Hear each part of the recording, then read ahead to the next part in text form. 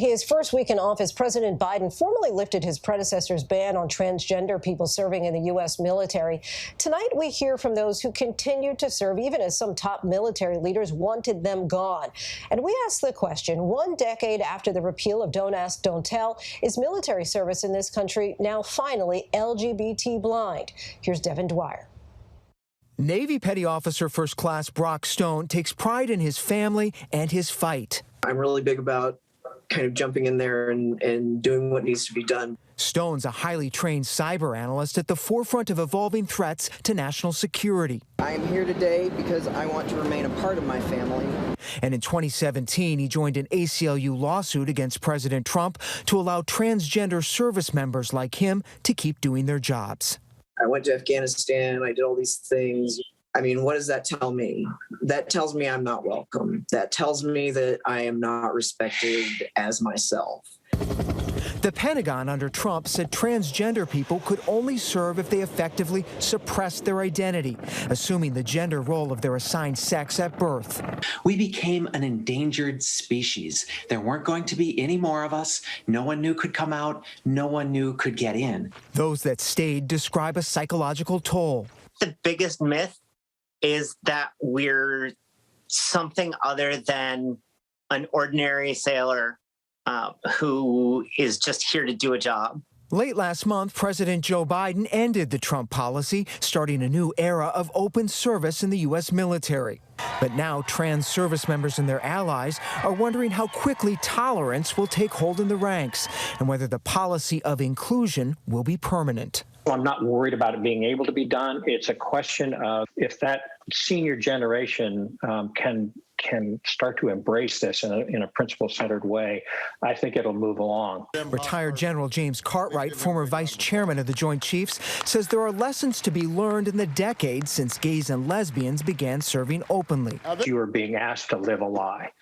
And that was the ticking time bomb that brought us to where we were when we came to the repeal. In 2010 and 2011, Cartwright helped lay the groundwork for repeal of Don't Ask, Don't Tell over concerns from some of his peers. And assimilating openly homosexual Marines into the tightly woven fabric of our combat units has strong potential for disruption at the small unit level. In your view, was any of that borne out? The studies were all conclusive that, one, there was no operational impact. In fact, it was just the opposite. Now, to say that there weren't issues, incidents, no, that would be wrong. There were incidents around. But to say that it had operational impact turned out to not be a case. It was a non-issue there. You could either have the career that you'd committed your life to, or you could be honest, and you could not have both. Retired Army Lieutenant Colonel Todd Brazil, who is gay, says the end of Don't Ask, Don't Tell vindicated military values of honesty and integrity.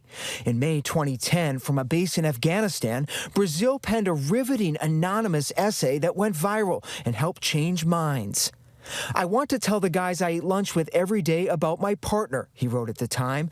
I've become so good at this lying game, it eats at my soul. I was able to pour out my heart in a way that made it real for people, I'm told. 7 months later, the gay ban was lifted, and for the decades since, there's been no going back. And I will tell you that makes my 17 years under Don't Ask, Don't Tell feel a hell of a lot lighter. Knowing that we have generations now going forward that it won't impact. The success of that transition cleared the way for President Obama in 2016 to allow openly transgender troops for the first time. Your country needs you. Your country wants you.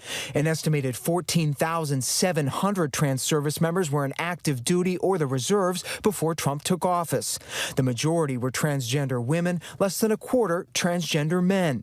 They've served in all military branches and in war zones for years. And soon, Lieutenant Colonel Bree Fram will bring her expertise to the new U.S. Space Force. When I was working in the Pentagon, I worked for a new boss, and I told him that I was trans and why I was important. And about 10 months later, he retired. And before he did, he called me into his office and he said, "You know what? You broke my stereotype.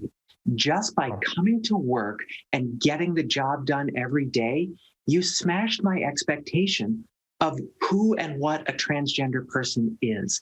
Fram is the highest-ranking openly transgender officer in the Department of Defense and helps lead a growing network of trans active service members called Sparta. One thing I can point to is that I've held command position. Several others have as well. And the challenge there is not just about me, but about bringing people along and being able to do this from a position of even higher visibility. Chief Petty Officer Melody Stackhour of Virginia, the senior enlisted leader in her Navy unit, says visibility is key. You know, one of the things that senior enlisted leaders see is a sailor who's doing her best to be excellent and to take care of sailors and to do all of the things that chief petty officers do.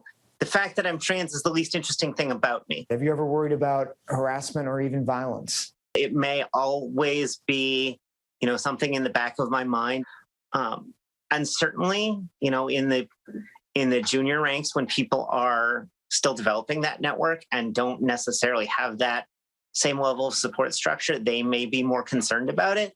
Groundbreaking new research commissioned by the Defense Department finds LGBT troops face an elevated risk of harassment and abuse. Over 80% of LGBT service members had experienced sexual harassment, compared to about 50% of non-LGBT service members. Is a really important first step is just trying to understand the lived experiences of LGBT service members so that we can shape services and programs and resources around what they need.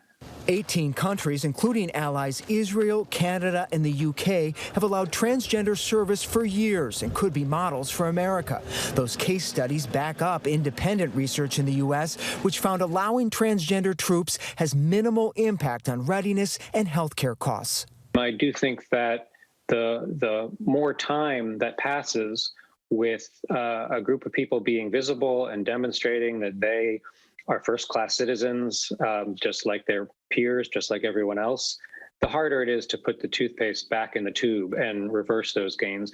Today, 66% of active duty soldiers, sailors, airmen, and Marines say they're comfortable serving with transgender peers. Is the issue of open transgender service settled? I'd like to believe that after 4 years of this administration, the concept of military service without transgender people will be just as unconscionable as it is without African Americans, without women, without lesbians, gays, and bisexuals. But we're not quite there yet. We're still at a place where a new administration could flip the switch and return to us being banned from service. For at least the next 4 years, that switch is on acceptance, allowing transgender troops a chance to be their best selves and show how they help make the country stronger and safer in the process. In the community at large, and certainly for myself, it has been relief. I'm still here. I'm not going anywhere. Trans people aren't going anywhere. Trans people have been around for centuries. For ABC News Live, I'm Devin Dwyer in Washington. Our thanks to Devin for that report. Hi, everyone. George Stephanopoulos here. Thanks for checking out the ABC News YouTube channel. If you'd like to get more videos, show highlights, and watch live event coverage, click on the right over here to subscribe to our channel. And don't forget to download the ABC News app for breaking news alerts. Thanks for watching.